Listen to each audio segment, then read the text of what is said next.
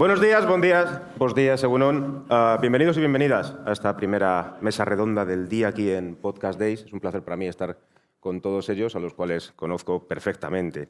Yo soy Pachi, soy productor de podcast y lo primero de todo es daros las gracias por madrugar y venir a primera hora para asistir a esta charla de Comunicando 20 años de podcast en España. Ahí es nada, ahí es nada. Sé que puede así de primeras, esto puede parecer que habéis venido a ver el programa Cine de Barrio, batallitas, nostalgia, pero no. Es cierto que las personas que tenemos en el escenario llevan muchos años, de un modo u otro, haciendo podcast o haciendo crecer la industria del podcast. Y creemos que esto es interesante para ver y analizar cuál ha sido nuestra evolución como podcasters, como industria, cómo estamos y qué esperan ellos también en los próximos años.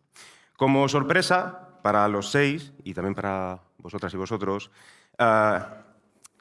hemos realizado una pequeña, profunda investigación y he encontrado a personas que son seguidores vuestros y los tenemos en línea telefónica, están esperando, y que nuestros compañeros de sonido les irán dando paso cuando se lo pidamos, ¿vale? Para que os hagan algunas preguntas. Ya, aprovecho también para mandar un fuerte aplauso a todos los compañeros que hacen el sonido y todo el equipo técnico que hace posible Podcast Days, por favor. Y vamos a empezar con unas breves presentaciones, si me lo permitís, para poner un poco en contexto, ¿no? José Antonio Gelado, voy a empezar por el primero, porque claro, es obvio. Periodista, productor y consultor independiente de podcast con más de 20 años de experiencia.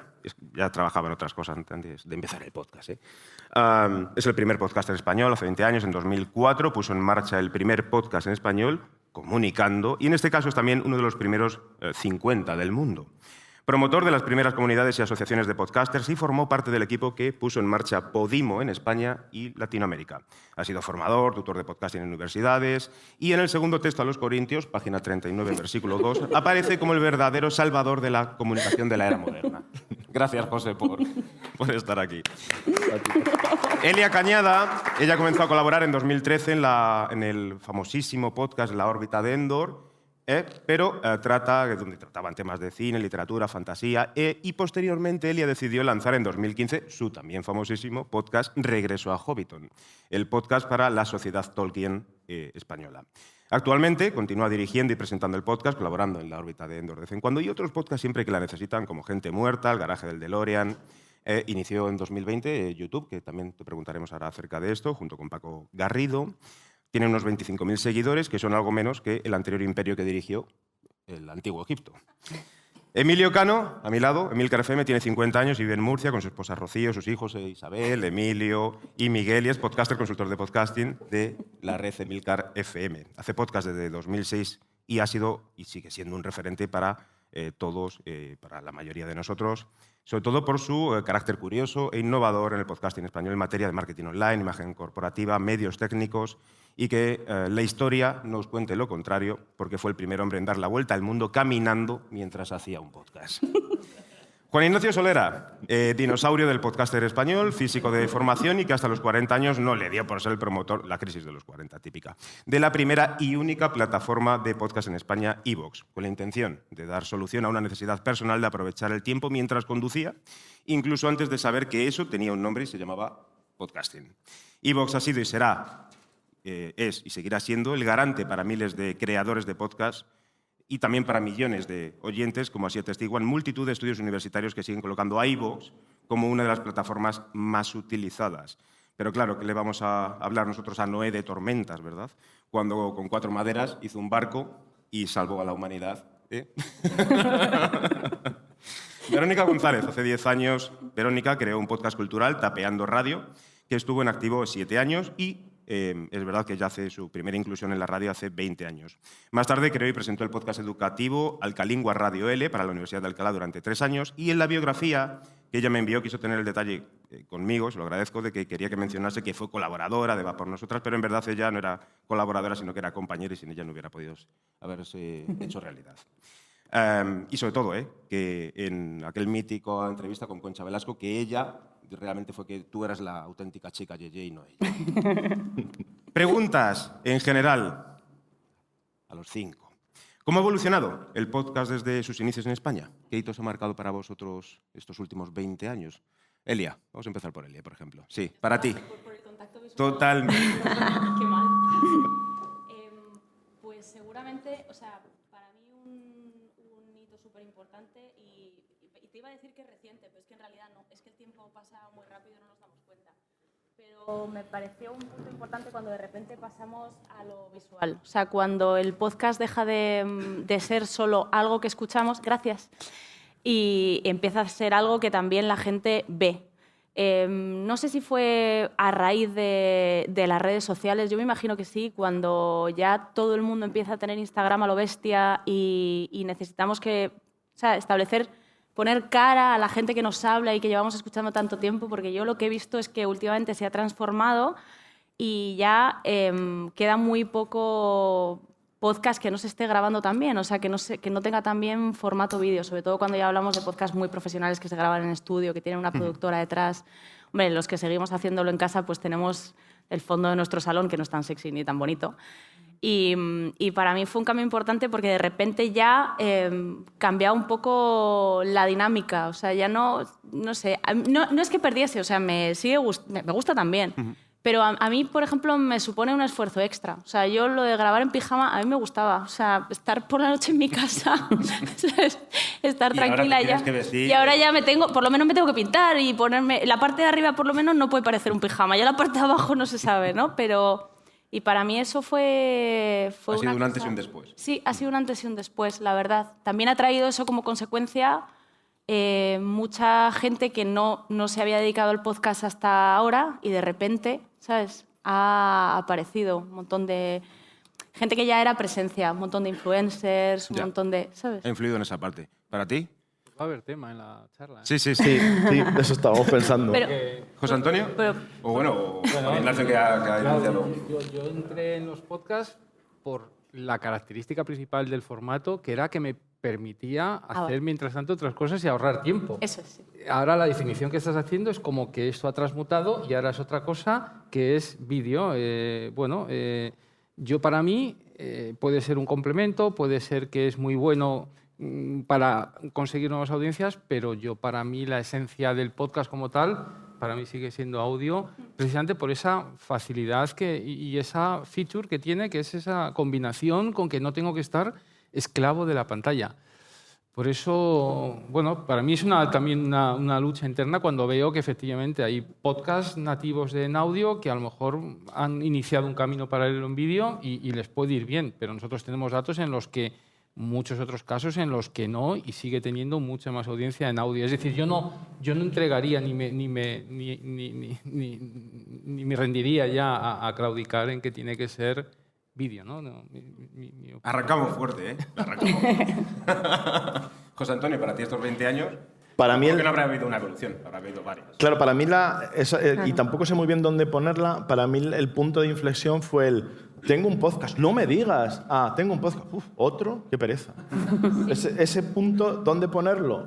No lo sé, no sé si a lo mejor en el 19, 20, pandemia, pospandemia, en producción y en estrenos sí, o sea, en producción y estrenos eso fue un pico, además constatable, ¿no? Porque lo vimos en la producción y luego ya bajó. Pero yo creo que más o menos en torno a esa fecha ese fue el punto de inflexión.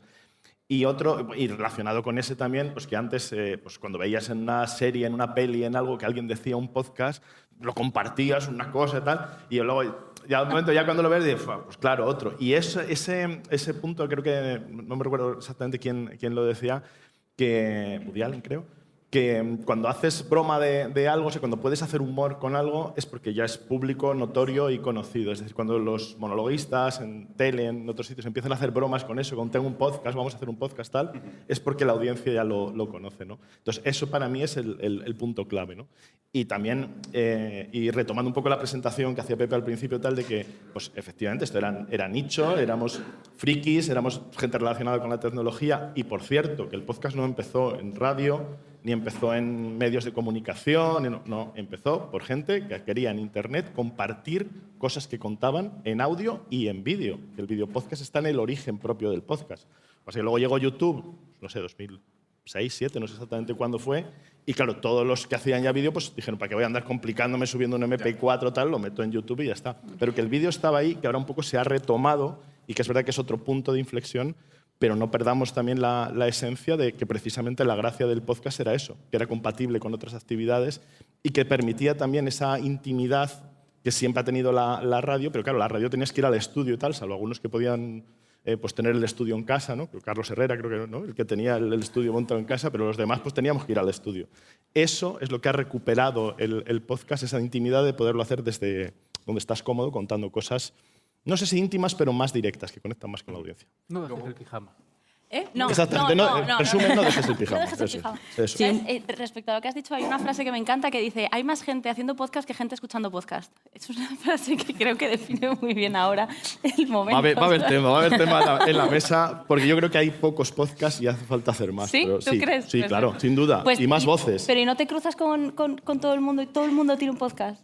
¿No te pasa? ¿A mí me Sí, pasa? pero sigue habiendo muchos temas. Bueno, es que no quiero monopolizar. Venga, el ala, tema, siguiente. pero No. que Hemos sigue encantado. habiendo mucha gente que tiene cosas interesantes que contar y los podcasts tienen una mortalidad muy alta. Es decir, hay, no sé, 4.900.000 no sé cuántos, unos 500, 600.000 en español, pero que tienen su ciclo de vida, muchos no sé, era el 80% creo que era, que no pasaba de los 2, 3 capítulos, es decir, sigue haciendo más falta y sobre todo más representatividad, porque hay muchos temas que se repiten, pero hay muchas cosas que contar, y más voces, más diversidad. En el caso de Emilio, tú lo decías, ¿no?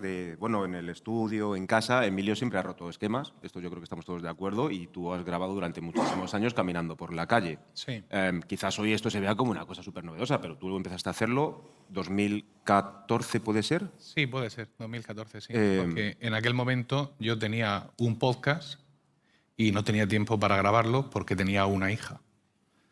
Luego trascendí a tener 3 hijos y más de 20 podcasts y, claro, me cambió un poco la orientación de todo, ¿no? Ya caminar. Sí, entonces en aquel momento estaba tan agobiado que vi que el único momento donde podía grabar el podcast, porque no podía hacer otra cosa, era camino del trabajo. Y allá que lo hice, pero por supuesto con un micro dinámico, con XLR, o sea que con toda la equipación, sí. Claro, en ese sentido, al llevar tanto tiempo y tan de continuo en el podcasting, he podido ver muchas evoluciones. Si queremos ver hitos, solo tenemos que salir fuera y ver la exposición sonora de tiempos del podcasting. Pero yo sí coincido en algo que se ha mencionado aquí muchas veces y ahora mismo, que es ese año 2020, ¿no? Pepe decía antes que esto era una cosa de frikis, y es cierto. Hay un componente, una capa tecnológica increíble en el podcasting de inicio. O sea, tenías que saber de eso, ¿vale? De hecho, Solera vino a Murcia a decirnos que teníamos conversaciones de mecánicos y que así no íbamos a llegar a ningún lado. Y tenía razón, ¿eh? Tenía razón. Entonces, claro, dentro de la gente que hacía podcast y de cosas de nicho estaban los de Linux. Imagínate. Y los de Linux tienen una broma recurrente que es: este año va a ser el año de Linux en el escritorio. O sea, por fin lo vamos a petar y Windows va a caer y el Mac también, todo apocalíptico. Y entonces el podcasting heredó esa broma, ¿no? Este va a ser el año del podcasting. Y yo ya dije en un momento dado, ya ha sido el año del podcasting. 2020 ha sido el año del podcasting. Ese momento en el que se hacen bromas, donde dices, tengo un podcast y la gente sabe lo que es, porque te ha faltado una frase, es, tengo un podcast, ¿eso qué es? ¿Vale? O sea, ¿vale? Esa es una de las evoluciones. Sí, sí. Y Entonces saber pronunciarlo. Claro. Entonces yo creo que 2020 es esa clave. Antes de 2020, después podremos seleccionar muchos hitos, sobre todo de la mano de los hostings, y ahora hablaremos de eso, cómo han facilitado el trabajo. Pero creo que en España y en español, 2020 es ese año de inflexión, sin duda. ¿Para ti, Verónica? Justo ese año, porque la gente ya empezaba a escucharlo, no tenías que explicar lo que era, no te tenías que repetir, en plan, ¿qué has dicho? ¿Qué significa eso? ¿Dónde está? ¿O cómo se usa? También que llegasen más plataformas donde la gente ya estaba, tipo Spotify, que de repente ya se meten en el podcast, también lo facilitó. Todo lo que tiene que ver con la tecnología, claro, esto es tecnológico, quieras que no. Entonces, todo eso ha ayudado mucho a que esté más en la calle y para todo el mundo. No solo, como decía Emilio, para la gente de la tecnología, que claro, antes con eso que tanto explicas, ¿no? El feed, el RSS, claro, yo llevo 10 años. Bueno, igual por edad, igual por conocimientos técnicos, yo no podía haber empezado antes. Yo estaba ahí en la radio, pero cuando fue ya más accesible a los que tenemos menos conocimientos técnicos, lo facilitó mucho. La democratización, la famosa democratización. Sí, tal cual. Sí, ¿puedes ponernos esa primera llamada que me dices? Hola, ¿qué tal? Soy vecino de Candeleda y soy fan de José Antonio Gelado. Quería preguntarle, ¿a usted su familia no le dijo que se dedicase a un trabajo normal? Sí. Tu vecino, ¿eh? O sea, de Candeleda. No solo eso, sino... Pero eso que haces, ¿eso da dinero? O sea, ¿te pagan por editar? No, pero como bien decía Emilio y tal, pero esto vamos, 2004, 2005, 2006, esto ya está al caer, aquí, está maduro ya. Bueno, 2007 ya va a ser el año. Y costó un poquito, pero es verdad que al final, pues cuando van viendo, hombre, también claro, en mi caso, por familia, o sea, los amigos ya más o menos pues ya te conocen, ya, bueno, pues ya... Sí, saben que estás para allá. Exactamente, dicen, bueno, se dedica a esto tal. Claro. Pero sí que es verdad que cuando ya empieza a haber algunos primeros artículos en prensa, 2005, 2006, que puedes ya decir, oye, mira, que hay más gente, o sea, no soy el único loco, que hay más gente haciendo esto, que hay algunas empresas que lo hacen, que fuera ya también se está haciendo. Entonces ya empiezas a ver un poco las posibilidades que tiene. Y se comentó ayer en la mesa, y me pareció muy interesante, que desde el primer momento, desde los primeros estudios que hay mundiales, y en España tardaron un poquito más, pero desde que se empezó a medir audiencias, España siempre fue de los países que más penetración tenía el podcast desde los primeros datos. Sin embargo, lo que tardó mucho en llegar, yo creo que porque pues los grupos de comunicación y en general agencias son un poco más conservadores a la hora de innovar o de arriesgar por nuevos formatos, tardó en llegar la inversión, la apuesta por esos medios, hasta por lo menos yo diría que otro punto también de inflexión, pues creo que fue 2014, me parece, con Serial en Estados Unidos, donde ya vieron que, claro, que un podcast tenía audiencias millonarias de un solo episodio a la semana.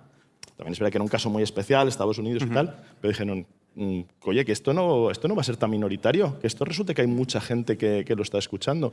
Y los últimos datos que se han compartido en los últimos eventos están en torno a un 60% más o menos de penetración, es decir, que 6 de cada 10 personas no es que solo sepan ya que es un podcast, sino que además lo escuchan y son oyentes activos, ¿no? Por lo tanto, yo creo que esa evolución ha marcado un poco, y básicamente también por resumir, y volviendo al origen de la pregunta, un saludo para ese vecino, ya cada vez hay más gente que se puede ir dedicando a ello. Unos años antes a lo de Serial, Juan Ignacio, en 2008, sí, funda iVoox. Bueno, vine a resolver una necesidad que yo tenía, que me aburría conduciendo. Entonces... Creaste una empresa. Bueno, me aburro conduciendo, ahí... creo una empresa. Sí. En principio era de radio. En principio era para unificar el tema de radios y poder escuchar radio. Pues Era para escuchar biografías y cosas de historia que me molaba. ¿Y cómo se desarrolló posteriormente el decir, ahí va? Claro, como... podcast. Bueno, pues... Voy a meter podcast aquí. Dije, bueno, esto como había Nokias y ya en Nokia yo me cargaba mis músicas, mis MP3 de música. Y digo, bueno, pero y si tengo este audio que yo me lo ocultaba, a lo mejor leyéndome un artículo de muy historia y luego me lo escuchaba. Y digo, pues esto puede tener sentido y seguro que habrá más gente que quiera aprovechar ese tiempo como yo. ¿Y quiénes fueron los primeros que llegaron a iVoox? ¿Tienes el recuerdo de quiénes fueron quizás los primeros podcasts o de qué manera alguien te escribió? Realmente estar aquí? era la gente que compartía La Rosa de los Vientos, que lo subía a foros, programas de radios que se compartían por ahí en horarios nocturnos, que no lo publicaban las propias radios porque no sabían, no estaban ahí, lo publicaban en foros de amantes de La Rosa de los Vientos, tal, y enseguida son los que, y por eso que tenemos tanta herencia y somos líderes en podcast de misterio. Por la comunidad. Por la comunidad de gente que empezaba a subir y a compartir esos audios de programas de José Antonio Alés, de los años 70 de Radio Nacional, que tenía gente grabada en cinta y... Entonces servíamos más pues eso, hacer fácil algo que en aquel momento no lo era, ¿no? Así como un directorio, podríamos decir. Sí, entonces, y a partir de ahí, pues ya luego enseguida lideró la categoría de tecnología, que eran los primeros, los early adopter en todo esto, porque era lo más afín de aquel momento, que era complicado el hacerse el podcast.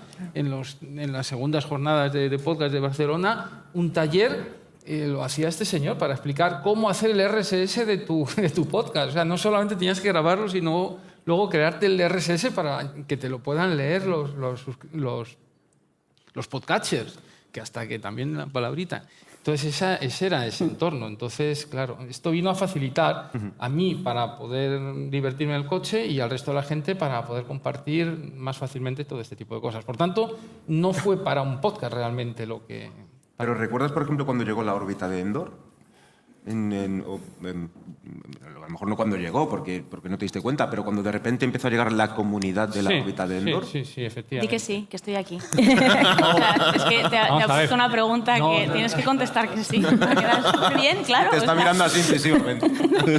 No, claro. O sea, está literalmente en el momento de que de repente subió el primer audio. No, pero sí es cierto Que posteriormente, que sí vimos que venían ya podcasts con historia, porque este es antes de salir nosotros, o coincidió en 2008 también. Sí, yo creo 2008-2009. Sí. Claro, entonces ahí coincidió y bueno, pues fue, claro, en aquel momento éramos pocos, pero tampoco estaba F5 refrescando a ver Claro. qué podcast nuevo ha entrado. Pero sí, entonces ya vimos este otro tipología de podcast de que vienen con su comunidad, ¿no? Y bien, y a partir de ahí, pues intentando hacer fácil y un modelo más tipo YouTube, ¿no? En el sentido en que, oye, tú simplemente subes el archivo y a partir de ahí cualquiera, sin registrarse, sin tener que suscribirse a nada, sino ellos eligen una categoría que me interesa, cine, y de repente ahí te aparecería la órbita de Endor. Y eso yo creo que ayudó, ¿no? Y... José. Yo lo que quería recordar también es que te viniste a las jornadas de podcasting antes, creo, ¿no? Sí, Creo, antes de montar iVoox también. Y lo que yo te quería preguntar, si en público, más o menos lo intuyo, pero quiero también un poco darte pie, si te cambió un poco la idea original que tenías de estructura, de historia, de documental y tal, cuando viste la comunidad y cuando viste lo que se estaba haciendo de prueba, dijiste, oye, que esto de los podcasts parece que hay otro sector, se abre otro melón, vamos a decir. Sí, es cierto. O sea, ¿Sí? antes de iVoox, yo les conocí, fui a las segundas jornadas de podcast, porque desde que yo tuve esa necesidad hasta que la plasmé, o empecé a plasmarla, ya me di cuenta que eso tenía una palabra que se llamaba podcast y que en Estados Unidos existía, y de repente, no sé por qué, vi ¡ping! Las segundas jornadas de podcast en Barcelona. Y como yo soy de Barcelona, pues me acerco, y es ahí donde les conocí a esta gente y bueno, y de hecho la beta de iVoox, antes de lanzarla, quedé con este señor en Vips. Sí. Y se lo enseñé. Donde se hacen las reuniones, ¿verdad? Donde se hacen los negocios. ¿Cuántas reuniones han hecho los VIPs? Las oficinas. Exactamente. Ya os lo digo. Las oficinas de los sin oficina, ¿no? Se lo enseñé para ver qué opinaba, tal, y bien. Sí. Y flipé, Y, creo bueno, recordar. sí. Y me hiciste un saludo, un audio de un segundo, de un minuto. Este es el cine de barrio que os había prometido. Y Pachi, un detalle muy Me rápido. está pidiendo la segunda llamada, pero sí. Un detalle muy rápido, que cuando venía a las jornadas de podcasting podía invitarnos a cañas a casi todos los asistentes, y hoy sería un poco más Hoy sería difícil, un poquito ¿verdad? más complicado. Ahí lo dejo. Hoy lo Sin hace ser Rubén, ponente, hoy sin lo hace ser, Rubén. sin ser ponente ni participado, o sea, ni patrocinador ni nada, que luego ya fuisteis ya patrocinador oficial y tal. Los Pero cuando compañeros- eso decía, esto está pagado. Sí, la segunda Perdón. llamada, perdón. Hola, buen día. Soy José Luis 1965 en el perfil de iVoox. Y tengo una pregunta para el señor iVoox. ¿Quién fue el primer podcast que usted dijo, este creador o creadora va a llegar lejos? Qué compromiso. A mí no me preguntes, díselo a José Luis Qué bien, mira, 1965. fenomenal. Ya está. Lo has hecho muy bien, di que sí. No, Te he compensado.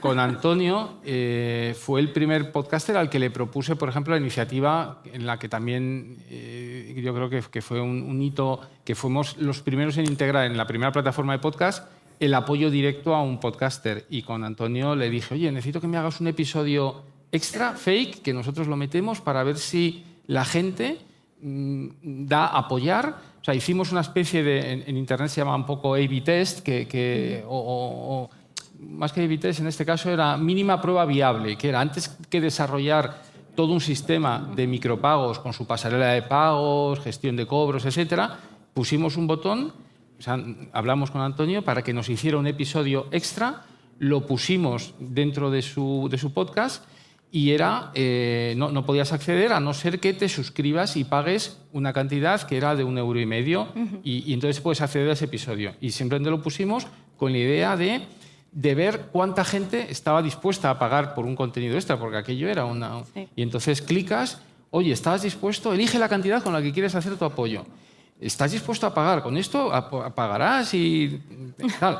Sí. Y cuando ya das al último botón, le decimos, gracias por tu apoyo, este apoyo no se va a realizar, hacemos nosotros el pago en tu nombre al podcaster, pero con eso nos permitió medir cuánta gente, sin saberlo, creía que iba a terminar pagando, y cuando vimos que efectivamente había mucha gente, pues entonces ya desarrollamos la pasarela de pagos y todo para cerrar el producto, pero ya con esa información. Entonces, bueno, pues ya veíamos en aquel momento en Antonio el potencial y fue el primero junto que veía y a Fran con la escóbula, que también les engañamos para hacer otro, y con estos dos hicimos el test y nos funcionó muy bien, o sea que sí. Yo recuerdo esa llamada porque cuando ya hablasteis de lanzarlo, Antonio hizo una llamada con todos los colaboradores que pudieron en ese momento hablar y les dijo, oye, estoy pensando en dejar mi trabajo para dedicarme solo a esto, que para nosotros era como, ¡oh! ¡Fuerte! ¿Sabes?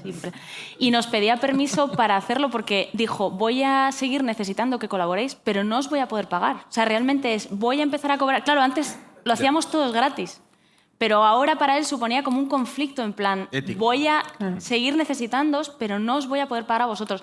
Como nosotros participamos en la órbita porque nos encanta, pues le dijimos que adelante y nos hemos alegrado mucho por él porque esto le ha cambiado la vida. O sea, ahora se dedica a algo que le gusta.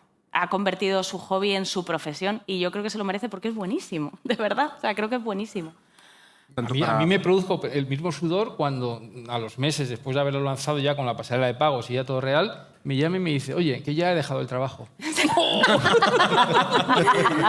Qué responsabilidad, ¿no? Bueno, Qué responsabilidad también. Al principio era una excedencia, tranquilo, o sea, que podía, pero luego ya... Pero primero he dejado el trabajo.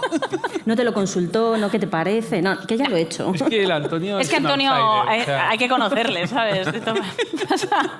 Pero por eso es tan importante, yo creo, el papel de iVoox, porque Sí. lo que nos permitió también es ver que, oye, que esto se está convirtiendo en podía. industria, que esto ya no solo es comunidad, es nicho, tal, sino que esto es industria y hay una empresa que viene, que da la zona, que está montando esta empresa, que la monta y que se va a dedicar solo a esto, ¿no? Además, tú de los nichos, pero tanto Emilio como Elia habéis dependido para bien siempre de vuestras comunidades. Y tanto en Emilcar FM como en el Regreso a Hobbiton son esenciales para vuestro crecimiento. Sí, sí. Por lo que decía José de convertirnos en industria, es especialmente meritorio cuando hay un sector de la doctrina que se resiste activamente a no ya a convertirse en industria, sino que haya una parte de industria. Esto es un fenómeno bastante curioso y que llama mucho la atención, ¿no? Lo cual pues, hace que en algunos momentos haya más obstáculos para eso, ¿no? para hacerlo. Sí, efectivamente, en Emilcar FM pues, también llegó un momento con mis podcasts que, por experimentar básicamente, no por ánimo de lucro, aunque también, quise ver todo este tema de la monetización, ¿no? O sea, quise tener patrocinadores, quise experimentar con el podcast de pago, todo este tipo de historias. Y finalmente, pues claro, lo que tú dices, se ha convertido en una actividad económica también por mi parte, que me da un aporte no pequeño a la economía familiar, no suficiente para dejarme el trabajo en este caso, aunque quizás no, es al revés. Es decir, no gano suficiente en el podcasting porque estoy trabajando y no me dejo el trabajo porque no gano suficiente en el podcasting. Pero claro, con 3 hijos, a ver quién se arriesga. Como para quemar los barcos, ¿no? Claro, En tu situación. Ese es el tema. Pero sí, es muy importante el apoyo de la comunidad, porque el patrocinador va y viene. La inserción dinámica ya no quiero ni contaros. Pero cuando has creado una comunidad, la comunidad muchas veces entiende que ese contenido es la comunidad a la que le tiene que estar dando el soporte. Y no es una cuestión cuantitativa de grandes números. Es decir, no hace falta tener decenas de miles de oyentes para conseguir en un producto premium un respaldo suficiente, ¿no? Es decir, dependiendo del tema del podcast, una comunidad pequeña puede ser de sobra. Es decir, ya lo hemos comentado muchas veces, si haces un podcast de mascotas o haces un podcast de podcasting, no necesitas 10.000 oyentes para que monetizar. Vas a necesitar Claro. 100, 200 fieles. Mi podcast de podcasting, que promo podcast antes, ahora sujétame el micro, tengo unos 700, 800 oyentes por cada capítulo y ahora tengo una parte premium para los muy dementes. No necesito tener 3.000 oyentes, o sea, porque ya sé los que se van a apuntar son los verdaderamente enloquecidos y son los que son. En Emilcar Daily, que es un podcast de tecnología, que quién nos lo iba a decir, es un tema más mainstream, pues sí, partes de 5.000, 5.500 oyentes de cada capítulo diario y eso te lleva a irte a un Daily Premium o a un Weekly, que es un formato más extendido, y ahí sí puedes hacer la correlación, ¿no? Pero un podcast de cría de canarios, un podcast de mascotas, un podcast nicho. Y esto nació para el nicho, aunque suene a mortalidad. Pero es algo que no entiende la gente. Yo que ahora estoy en el ámbito de la formación, explicarles esto, yo el ejemplo que pongo es la jardinería y la pesca, como podcast ahí súper nicho. No, claro, tienen de referencia a YouTube, tienen de referencia métricas que son como también más fáciles, que eso también es otro tema, ¿no? En el tema del podcast, las métricas. Claro, te piden métricas, cuántos números, cómo se hace esto, y claro, intento transmitirles eso, en plan, es que tus oyentes van a ser mega fieles, aunque sean 4 gatos. Pero eso también ocurre en el vídeo. No, les cuesta a la gente entenderlo. Ocurre en el vídeo, lo que pasa es que el impacto del vídeo es tan grande que al final no solo nos obliga a quitarnos el pijama, sino que nos obliga a tener que traducirle a la gente las cosas. O sea, hay canales de YouTube que no tienen decenas de miles de suscriptores y de reproducciones, y que a escala con lo que sería el audio también tienen unas vías de monetización tremendas. Pero en este caso yo siempre creo que el podcasting es el lugar más adecuado para ello, ¿no? Porque te requiere unos medios no tan espectaculares. A nivel amateur, semiprofesional, con los medios que nos podemos pagar, podemos obtener resultados profesionales o bastante profesionales, y encima le estás hablando a la gente al cerebro. Directamente, porque el podcasting... ¿Te metes en la cama con ellos o les estás acompañando? Todo. El podcasting sigue siendo móvil, lo fue en sus orígenes y ahora también. La gente lo escucha con auriculares, la gente no se une en torno al hogar a escuchar el podcast, ¿vale? Entonces les estás hablando directamente al cerebro. Esa capacidad de influencia no la tiene ningún medio de comunicación. La radio también, sí, la radio también, pero la gente no sabe los nombres de los hijos de Carlos Herrera. Y los nombres de mis hijos sí se lo saben. Yo me he encontrado con oyentes por la calle. ¡Hombre, sois Isabel, Emilio y Miguel! Los niños así, diciendo un secuestrador. ¡Qué horror!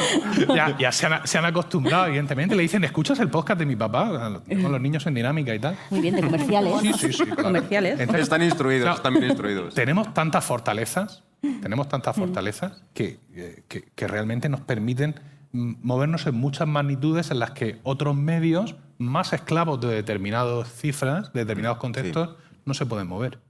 También la manera de escuchar es diferente. La radio la tenemos como de fondo, mientras, o sea, como acompañamiento. Antiguamente sacamos el dinosaurio, ¿no? Sí que era como que la familia se reunía en torno a la radio y demás. Esto es más individual. Pero sí que es verdad que la diferencia para escucharlo es eso, o sea, individual al cerebro, y si hace falta paro, tomo apuntes, y la radio muchas veces es como de fondo. Entonces, claro, eso... Yo aprovecho ya para preguntarte, Verónica. Hace 10 años iniciaste Tapeando Radio. Si lo tuvieras que iniciar hoy, ¿cómo lo harías? Con todo lo que has aprendido en estos últimos 10 años.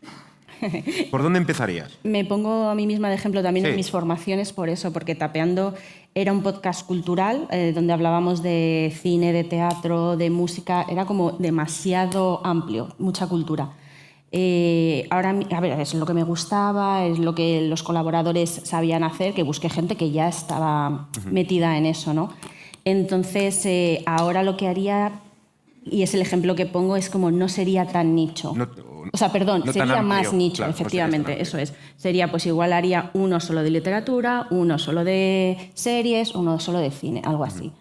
Pero claro, yo venía, y es que a mí el paso al podcast fue un poco natural. Yo estaba en la radio universitaria, hacía Tapeando, nos fueron eliminando la frecuencia FM y de repente dijimos, pues estamos haciendo podcast. Te fueron empujando a... Sí, de repente fue un poco la cosa natural. Entonces, gracias a iVoox en ese momento, pues era como, podemos seguir haciéndolo y que nos escuchen de alguna manera, aunque haya que explicarlo todo 20 veces y demás. Pero no pasa nada, ahí estaba. De la otra manera, hubiera muerto ese podcast que estuvo, por suerte, 7 años. Pero sí, una de las cosas que cambiaría es eso, ¿no? Hacerlo como más nicho. Yo creo que gracias a iVoox, somos mucha gente, queremos decirlo, y no porque está aquí, porque ya estamos cansados de hablar, pero creo que gracias a iVoox mucha gente lo tiene muy presente. Sí, perdona, sí. Joder, me avisa ESPI. Hola, ¿qué tal? Buenos días. Mi pregunta es para Elia. Soy un seguidor de Elia de toda la vida. Desde la guardería vengo siguiéndola y quería preguntarle, ¿cuál ha sido la mayor satisfacción creando el podcast? Desde la guardería le tienes que conocer. Desde la guardería. Pues no sabría, si tuviera que elegir una cosa solo, no sabría decirte. A ver, el podcast me ha permitido conocer y entrevistar a gente muy top relacionada con la obra de Tolkien. Recuerdo la entrevista a Tom Shippey, que es un scholar de Tolkien que le conoció. O sea, que ha tenido relación con el propio Tolkien. O sea, es lo más cerca que yo voy a poder estar de Tolkien, vamos.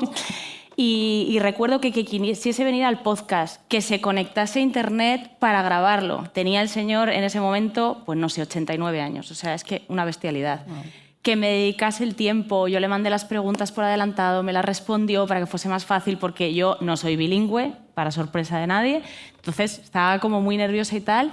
Y que se animase y le diese luego importancia, porque luego me dijeron que él se lo contó a toda la gente de su comunidad. Él vive en un pueblecito de Inglaterra y después de grabar el podcast se iba a la típica comida de vecinos que tenían todos los domingos, se lo contó a todos, he ido a un podcast de la Sociedad Tolkien Española y me han entrevistado, le parecía como súper importante y dije, jope, a este scholar, ¿sabes?, que sabe un montón, le ha parecido importante venir aquí a contarlo. O sea, le ha parecido como que su estudio salía de la universidad y salía de sus libros y llegaba a más gente.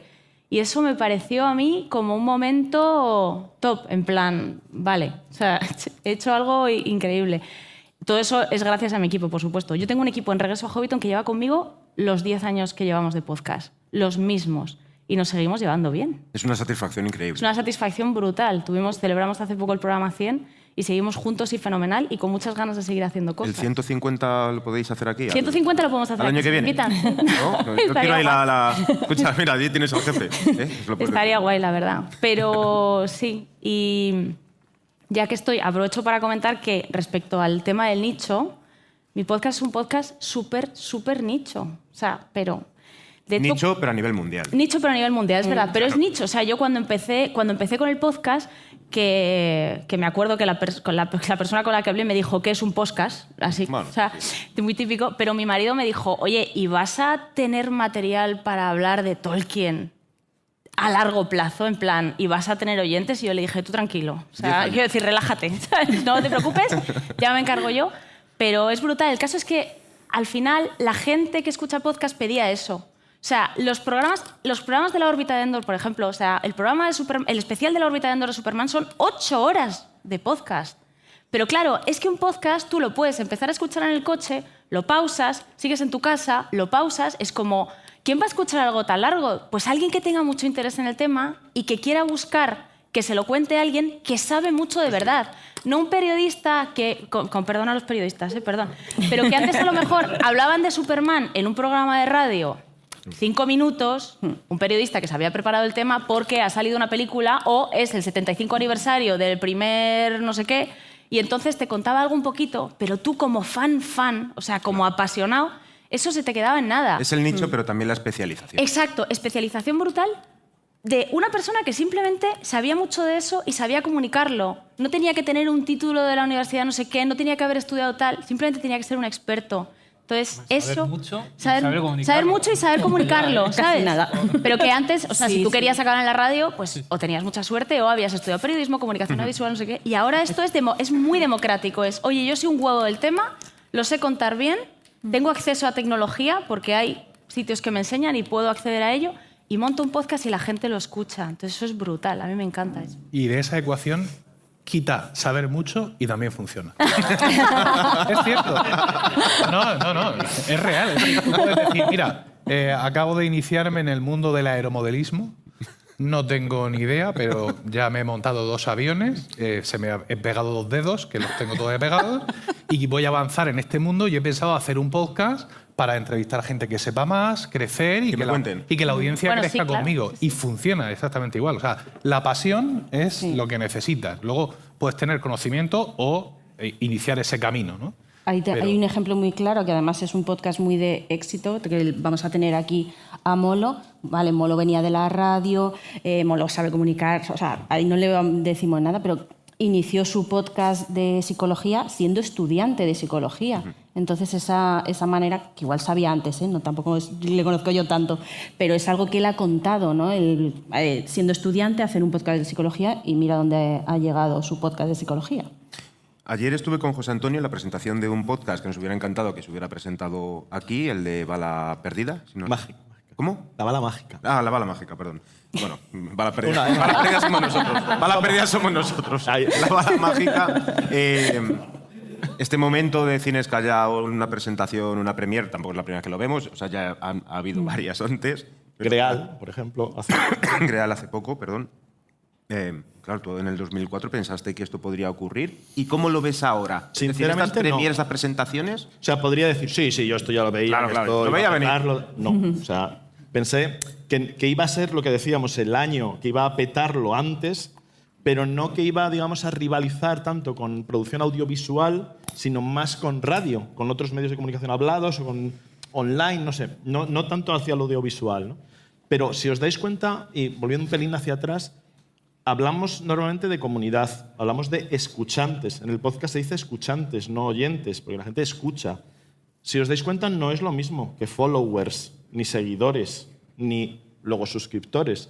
Tiene una connotación muy importante y es que todo esto se crea en comunidad. Es decir, en cuanto a satisfacciones, para mí, la más fuerte fue, pues eso, 2004 o 2005, de las primeras quedadas, y digo quedadas más que jornadas de podcasters.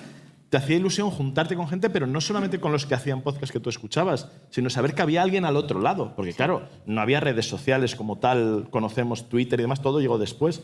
Por lo tanto, necesitabas como un feedback de, pero ¿hay alguien al otro lado? Y claro, a lo mejor de 100 oyentes, o de 1000 oyentes, o de 10.000, te mandaba uno o dos, te mandaban un audio.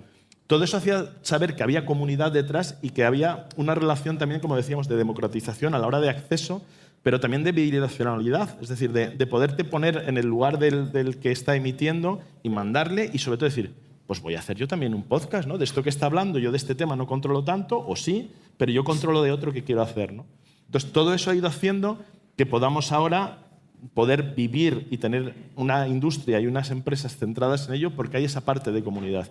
Y, sin embargo, como es lógico, las plataformas y otro tipo de organizaciones lo que quieren es que sea la plataforma, el intermediador entre oyente y emisor, que no se conecten directamente, pues si no, ¿qué pinto yo aquí, no? Entonces, eso es lo que hay que recuperar y por eso, volviendo ya a la pregunta que me hacías, sí me gusta, o sea, me encanta ver, pues que a quién no le gusta ver un podcast del siglo, no, un podcast en una pantalla gigante, estreno, premier, fotocall, medios, periodistas entrevistando, por supuesto, porque eso quiere decir que hay industria, más empresas van a apostar por ello. Ponías el ejemplo de ese estreno, aquí hemos visto otros estrenos y vamos a seguir viendo. Hemos visto, por ejemplo, el logo. De hecho, hay mesas específicas. El logo de Entiende tu mente lo vimos en Times Square, ¿no? Exactamente. Recuerdo hace unos cuantos años. Brandes, hay mesas de brandes, es decir, que hay ya toda una industria detrás, pero no perdamos o sea, que eso está muy bien para apoyar y para que haya empresas que lo sigan apoyando y apostando por ello, como brandes, como promoción, como publicidad, como inserciones, como patrocinios, que son fundamentales, que efectivamente vienen y van, no es algo a lo mejor tan estable como suscripciones o otra cosa, pero que no perdamos el foco de que el audio es lo que nos ha diferenciado y lo que nos ha permitido crecer frente a otro tipo de estímulos y es la fortaleza que tiene frente a otros medios. Y eso ya lo vimos en su momento, cuando no nos quedó otra que tener limitado el acceso a la calle, la importancia que tiene la comunicación. Y además, lo que siempre hemos dicho, es que los podcasts, y bien eso de la radio, no se oyen, se escuchan, se te meten, recuerdas, personalizas, empatizas, lo que decías de los niños, de las parejas. Que, claro, es que es así.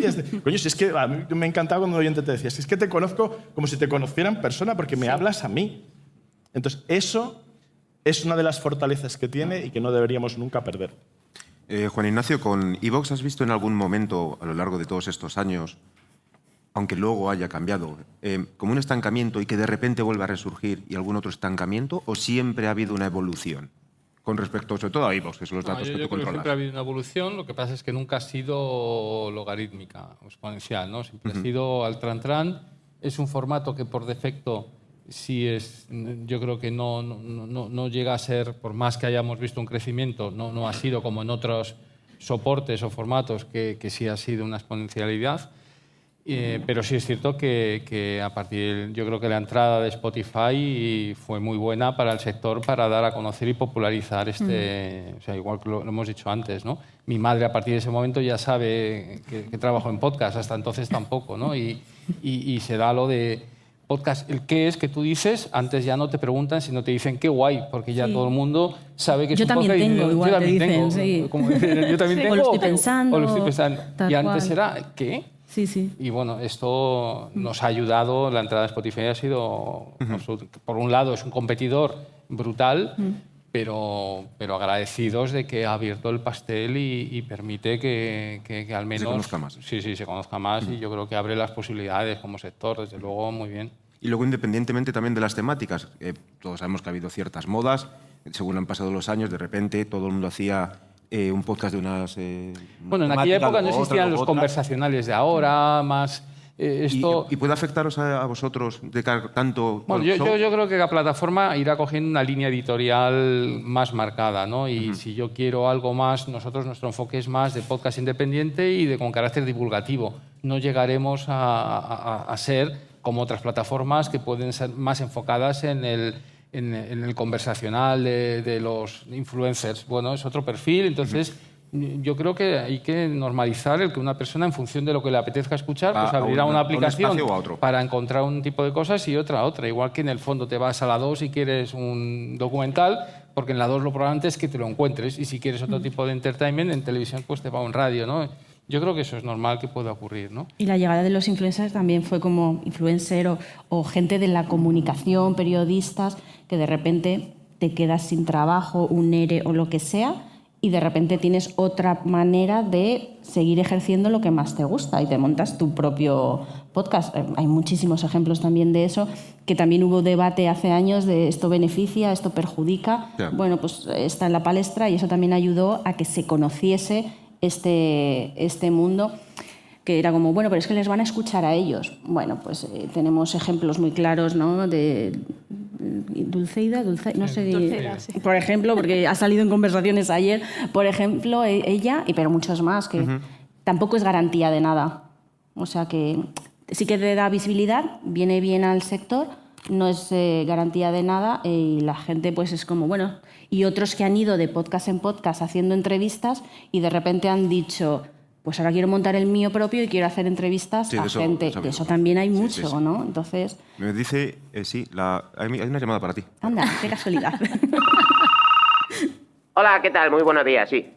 Yo quería preguntar a Verónica si sería hoy más fácil monetizar un podcast cultural que hace años.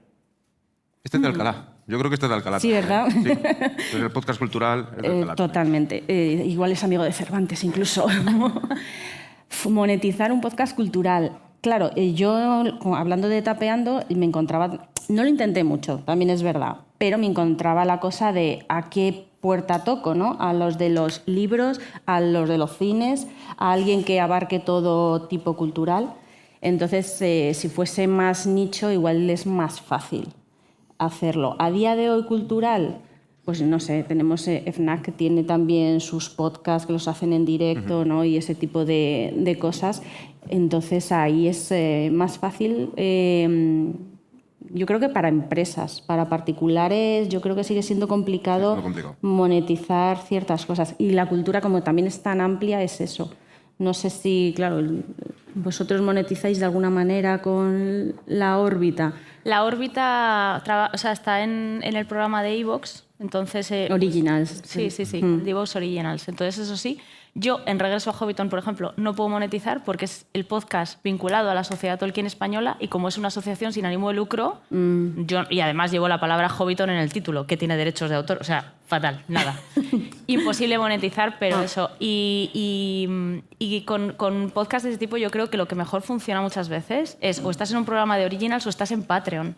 Y el Patreon funciona porque la comunidad dice, quiero valorar valoro lo que haces y voy a aportar para que puedas seguir haciéndolo. Es una cuestión de comunidad. Y hay podcasts y canales de YouTube que viven de su Patreon, ¿eh? O sea, viven literalmente de lo que la comunidad... Sí, independiente de que el contenido sea cultural o cualquier otra cosa. Independientemente, da lo mismo, es Patreon. La evolución en la monetización pasó por... Vamos a monetizar para poder pagarnos el equipo, a firmar contratos a algunos grandes podcasters a día de hoy. Para ti, ¿cómo ha ido toda esta evolución? ¿Cómo lo has visto en los años? Tú que fuiste uno de los primeros en monetizar de manera privada, tú que decidiste, pagádmela a mí. Sí, efectivamente. El tema de Patreon, fíjate, depende mucho de ciertos contextos culturales. En Estados Unidos hay muchos podcasts que viven de su Patreon y, como tú bien has mencionado, es gente que quiere apoyar el podcast y punto. Y muchos teóricos del podcasting y de la creación de contenidos en Estados Unidos dicen que este tipo de apoyo no debería entenderse como meramente transaccional. Es decir, la gente no tiene que suponer que porque te apoyan tú les vas a dar algo más. Sin embargo, mi experiencia es que en nuestro contexto aquí en España eso sí es así. Sí. El que te apoya en un Patreon, Quiere el que más. tal, es porque espera que tú hagas más. Sí. Que es cuando ya la agenda se te retuerce, ¿no? Entonces, mucha de esa gente, ya te digo, está viviendo de su Patreon, donde hay gente que simplemente les apoya. Capaz que les queda una pegatina. Como mucho, ¿no? Entonces eso aquí es distinto. Yo lo he intentado todo y lo sigo haciendo todo a la vez. Es decir, quise tener patrocinadores en mi podcast, la típica inserción, este capítulo lo patrocina fulanito. Y eso me permitió darme cuenta de que mi formato no era válido, de que yo no podía salir al mercado sin ofrecer algo que fuera constante, sin ofrecer una periodicidad, sin ofrecer una estructura. Es decir, el anunciante que no sabía dónde se estaba metiendo le tenía que sonar algo familiar, ¿no? No, pues yo grabo pues cuando me acuerdo, cuando Apple saca algo. Oiga, ¿esto qué es, no? Y me ayudó mucho, digamos, a evolucionar en ese sentido. Luego, evidentemente, la idea de que la gente pague directamente por tu contenido, como acabo de decir, aportando algo más, es algo que como yo venía de mucho tiempo con mucha comunidad detrás, pues simplemente fue saltar un poco que se me pasara el susto por hacerlo y ponerlo en marcha. Y efectivamente, pues eso nos ha llevado pues, a otro apartado, a cuestiones legales, ¿no? A firmar un contrato de patrocinio con una marca, con una agencia, con las cuales generalmente pues, te entienden mejor porque están en ese contexto. Incluso yo he llegado a firmar contratos con podcasters que participaban en mi red de podcast sin que me dieran intercambio económico, pero para que quedara claro quién era propietario de qué. A mí estas cosas me vienen medio rodadas porque mi mujer es abogada y yo soy contable. Entonces, los impuestos, el IVA, los autónomos, todas estas cosas, pues en casa esto está por los pasillos, ¿no? Pero sé que es un impedimento, en cierta forma. Y fíjate, es hasta poético. O sea, al principio, hasta que no llegaron los hosting aplanando un poco la cresta tecnológica, no vino el boom de la gente que entró, ¿no? Y ahora mismo nuestro problema es emitir una factura para cobrar. O sea, en 2004 nunca se hubiera pensado que esto iba a ser el problema, ¿no? Es decir, todo lo que es la estructura, que también hay cuestiones que se facilitan con la autofactura que hacen muchas plataformas, es decir, se intenta también reconducir, pero la conversación, conforme avanza, y por lo que preguntabas al principio de los hitos, la conversación de cuál es nuestro principal problema avanza y ese tipo de problema que tenemos es lo que nos muestra cómo el género ha madurado y cómo nuestro contexto es Qué bendito problema ahora, absolutamente ¿no? maravilloso. Ahora mismo, la verdad. Y yo creo que falta ahí, además de lo que estamos comentando, está la otra parte, que quizá ya vamos a dar paso a preguntas y tal, pero faltan las estadísticas, que era otro tema que yo oigo muchas veces de... Eso ha frenado mucho, claro. Claro, es que no hay estadísticas. ¿Cómo que no hay Sí. estadísticas? Hay muy buenas estadísticas. Lo que no hay es una institución, una entidad, algo que las agrupe, las valide y que todos digamos, vale, son... Pero hay unos estándares que más o menos se van adoptando por la industria y sobre todo tenemos los proveedores, lo que pasa es que es un proceso un poco incómodo porque tienes que ir a lo mejor podcast por podcast o plataformas que pueden agrupar podcast o algunos locos que tratamos de agrupar podcast para ofrecer a anunciantes para decir, oye, que es que aquí hay millones de oyentes con unas estadísticas que una por una te puedo validar y que ya tenemos, pues las plataformas también, las plataformas de alojamiento me refiero, ya se van encargando de quitar bots, de quitar impactos repetidos, pero que también a veces se quedan fuera de ese radar cuando en una misma casa, por ejemplo en vuestra casa intuyo que cada uno escucháis un podcast, pero si tienes una misma IP o sales a través de un tal, normalmente te cuentan como una, creo, ¿no? Que más o menos. Entonces ahí se pierden esos 3, 4 oyentes que habrá, por ejemplo, en ese núcleo familiar, ¿no? O en una empresa o una entidad. Pero es decir, estadísticas, claro que las hay. Lo que pasa que es una tarta, la tarta publicitaria, la tarta que hay, y cuanto menos sean a repartir, pues mi teoría es que pues mejor, ¿no? Y pero sobre todo, están ahí. lo que necesitamos es traducir, porque, como dice José, las estadísticas existen. Lo que pasa es que hay que traducirlas del podcasting al resto del mundo. Es decir, cuando te vienen los medios y te vienen las agencias, te piden unas cifras y unos estándares similares a los que existen en otros medios. No, mire, esto así no es. Eso es. Es decir, pero este podcast le dice 600 escuchas por capítulo y te dice el otro, ¿cómo que 600? Pero eso será la primera hora. No, 600 y es un vehículo brutal para el producto que tú quieres anunciar. No, pero eso no es así. Sí, eso sí es así. Aquí Ven, Se lo sí. escuchan hasta el final. Claro. ven que te voy a explicar 20 años de podcasting aquí en un momento y vas a ver cómo estas 600 escuchas Que sí, son oro. Eso es. Vamos a pasar ya a las preguntas, pero tenemos la última llamada de un vecino tuyo que llevamos 1 hora esperando ahí. Ah. Hola, ¿qué tal? Muy buenos días. Soy un seguidor de Emilio de siempre, vamos, toda la vida. De hecho, yo iba detrás de él todas las mañanas cuando él grababa el programa mientras iba caminando por la calle. ¿Qué era y qué es hoy, Emilio, lo más importante para crear un podcast? ¿La naturalidad? ¿El contenido? ¿O contar chistes malos? Ojo, ¿eh? Bueno, sí. Te lo conoces. Sí, claro. El acento este es de Cejín. Hay algunos aspectos de los que no puedo hablar, por ejemplo, contar chistes malos, porque bueno, mis chistes son todos buenísimos, entonces ahí no es una cosa que yo haya explorado. Pero ya lo he comentado antes, la pasión. Es decir, hacer un podcast es muy difícil. No os voy a descubrir nada a ninguno de los que estáis aquí, ¿no? La constancia, la mortalidad de los podcasts, ¿no? Es decir, el superar el 3er capítulo, el planificar bien, el saber lo que estás haciendo, el saber dónde vas. Es decir, hay muchas cuestiones ahí que te dificultan mucho el día a día, hay mucho cruce del desierto, muchas historias. Tienes que tener pasión por lo que estás haciendo, por el tema. Conocimiento, sí, mejor, sin duda, ¿no? Pero si no, también vale, ¿no? Entonces, sin ese factor importante, la pasión por el proyecto que tienes delante, si no, eso no vas a ir a ningún lado. Porque lo demás se puede agotar, se pueden agotar los temas, se puede agotar la energía vital en el día a día. Pero si tú tienes pasión, eso es lo que te va a permitir continuar, seguir creando ese producto que a ti te gusta y que le gusta a tu comunidad, ¿no? Y creo que eso es lo fundamental en un medio como el podcasting, y es algo aplicable a cualquier tipo de producción. No estoy hablando solo de estar yo en mi casa en Murcia creando mi podcast de música antigua, que es lo que me gusta, no. Para los profesionales, también la pasión por el trabajo en el podcasting, por crear para otros, también es fundamental, porque si no, el día a día se hace muy complicado. Y este es un medio en el que necesitamos que todos los puntos de la cadena transmitan esa pasión, porque el oyente, al final, es lo que espera recibir. Y cuando escucha un producto, bien sea amateur o profesional, va a detectar que hay pasión en cada uno de los puntos de la cadena. Y eso es lo que tenemos que ofrecer. Compañeras, compañeros que estáis aquí hoy entre el público, es vuestro momento. Si queréis amenazar a alguno de ellos, coged el micrófono y los podéis preguntar. Aquí, han levantado rápido la mano. Claro, la palabra clave era amenazar. Bueno, mira, yo por añadir quería hablar de cuando apareció iVoox. Dio la casualidad que tuvo unos timings perfectos, me imagino que sin tenerlo calculado, porque todos antes subíamos los podcasts a una plataforma llamada Blip TV, Sí. que ya lo de TV no éramos molestos, porque ellos nos decían, es que esto es para vídeo. Nosotros, y nos enviaron varios avisos de, os vamos a quitar los audios.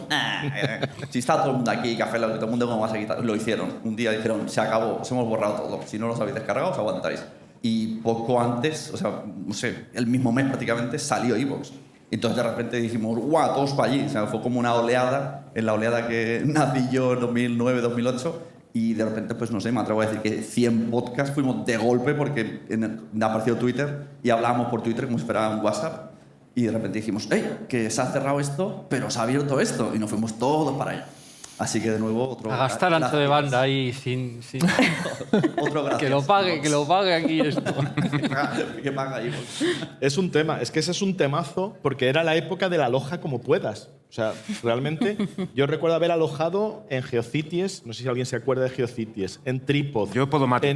Menos en Megaupload. Había gente que intentaba alojar en Megaupload, no sé si os acordáis también de Megaupload, y que decían, pero si es que eso no se puede meter en un feed. ¿No? O sea, tenías que hacer una cosa, esperar un tiempo. Tal. Es decir, aloja como puedas. Hasta que por fin descubrimos algunos sitios como Blip.de que decimos, era de, pone que admite MP3, voy a probar. Pues funciona, pues venga. Y claro, lo difundías. Hasta que luego ya llegó iVoox y ya por fin teníamos un sitio seguro donde no solamente no nos limitaban el ancho, sino que encima no nos querían cobrar por ofrecer el alojamiento y no te lo borraban. Entonces ya, claro. Y te generaba el RSS solo, o sea que... Exaltación de la amistad de iVoox es un poco esta mesa, pero es necesario reconocerlo y ya está, y se dice. Sí, sí. Jaime. Muy buenas. Bueno, soy Jaime Garma, del podcast Best Project Me, exalcohólico. Es broma, la primera parte. Quería haceros una pregunta abierta sobre el tema de promoción. La respuesta de Ignacio yo creo que ya más o menos me la podría saber, teniendo en cuenta que es dueño de una empresa, pero abierta, ¿vale? Para quien quiera responder. Alguien que está iniciando un podcast que ya está más o menos establecido, que está dentro de la dinámica, más de 4 episodios, como hemos quedado. A la hora de promocionar en esos inicios, ¿qué recomendaciones o qué creéis vosotras y vosotros que puede funcionar bien? Partiendo de la base de que, poniendo de primeras lo orgánico, teniendo en cuenta que se supone que no es un podcast que tenga un patrocinio detrás, etcétera, etcétera. Gracias. Sí, uno de los problemas del audio, ya lo conocemos, es la descubribilidad, ¿no? Es decir, el vídeo es más viral, etcétera, etcétera. Y yo tengo muchísimas dudas que a base de cortes de vídeo vayamos a traer a la gente al audio. Porque el que te ve los cortes de vídeo, el que te ve los vídeos, ¿qué es lo que le gusta? El vídeo. La transición al audio, aparte de que no es rastreable, cosa que a mí me va fatal para lo mío, es una duda que está ahí en el aire. Lo que siempre ha funcionado en el podcasting es el boca a boca. El boca a boca de los oyentes y de los propios podcasters. Cuando en un podcast que tú escuchas y confías en la capacidad de prescripción del podcaster te recomienda otro podcast, tú vas de cabeza, aunque sea de otro tema. Pues si es del mismo tema ya no te quiero ni contar. Pero eso ha sido siempre desde el principio y creo que sigue siendo ahora la forma más efectiva de que más oyentes lleguen a tu podcast. Nos han impactado las buenas gentes del marketing, cargados de buenas intenciones. Hemos aprendido mucho, ellos también han aprendido de nosotros. Ahí estamos, ¿vale? Es decir, de ahí ya hay cosas y pueden surgir más cosas, pero eso, el boca a boca de oyentes y de compañeros podcasters es infalible.